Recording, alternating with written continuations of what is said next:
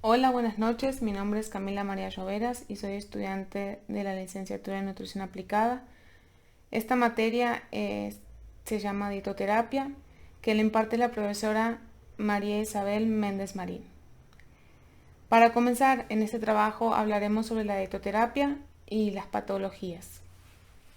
Para comenzar, debemos saber en particular a qué nos referimos con dietoterapia.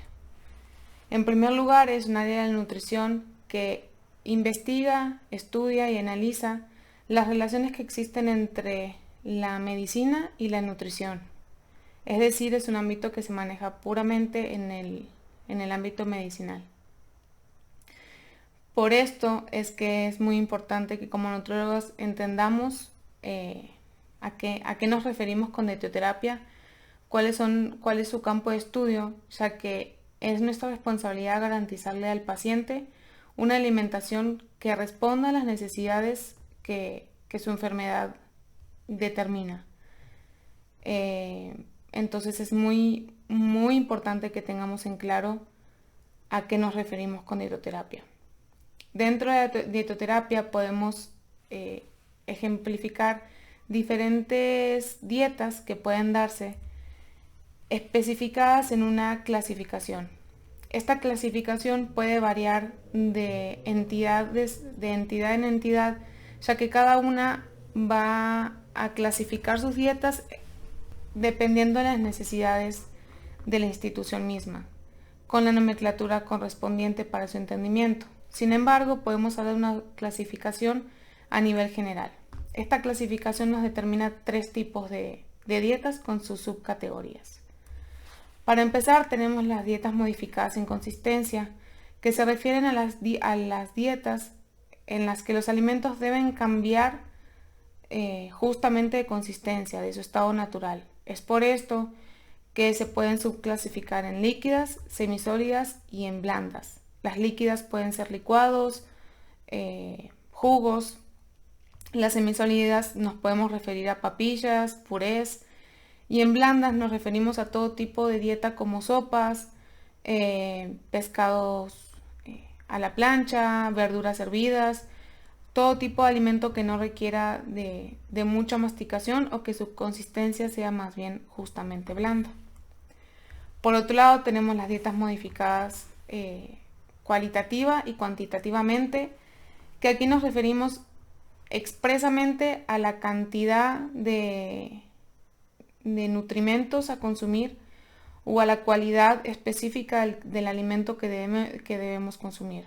Por un lado, las cualitativas se refiere más a las cualidades y a las características que tiene el alimento, y es en lo que nos vamos a enfocar. Y por otro lado, en las cualitativas es puramente la cuantificación de kilocalorías que debemos consumir o la limitación de los alimentos que debemos consumir.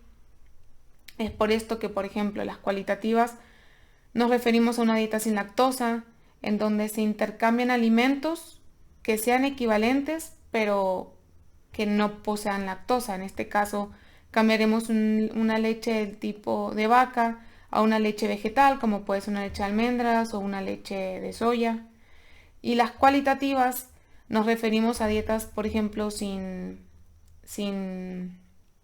hipocalóricas o hipercalóricas, o dietas en algunos casos reducidas en sodio, para poder controlar y limitar ese micronutriente, ¿no? Y por último, tenemos las dietas modificadas por su valor nutrimental en completas e incompletas. Las completas van a ser aquellas dietas que cumplan con el requerimiento básico de todos los nutrimentos que hay: hidratos de carbono, lípidos y proteínas, en el cual, si bien cumple con todo el requerimiento de los nutrimentos, puede existir un reemplazo de alguno de ellos, como lo puede ser un aceite vegetal cambiado por aguacate, por ejemplo. Y en el caso de las dietas incompletas, son aquellas que, para poder controlar algún aspecto de la enfermedad, se limita cierto nutrimento pero al limitarse se deben llevar solamente por un tiempo muy acotado. Es decir, podemos tener dietas en las cuales se restrinja la ingesta de hidratos de carbono, pero no puede ser por mucho tiempo, ya que el hidrato de carbono es es lo que nos provee energía, ¿no? Entonces no puede ser por un tiempo muy extenso.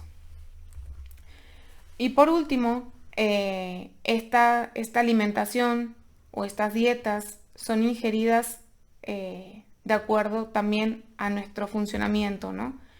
Entonces es muy importante tener en cuenta las vías de alimentación que existen, ya que al tratarse de terapia medicinal, la dietoterapia, debemos tener en cuenta que los pacientes pueden tener algún tipo de problema gastrointestinal que nos impida la ingesta normal de alimentos. Es por eso que es muy importante reconocer las diferentes vías de alimentación, como lo puede ser la vía oral, que es la vía que todos conocemos, donde el alimento se ingiere por boca. Luego tenemos la vía enteral, que es la vía por la cual se introduce como una especie de conducto que se puede como conectar en el estómago o en el yeyuno o en el duodeno, y pues el alimento viaja a través de ese conducto. Y por último tenemos la vía parenteral, que se trata de sondas en donde directamente el nutrimento en suero, sí, en la manera de un líquido, se ingiere a través de una vía intravenosa.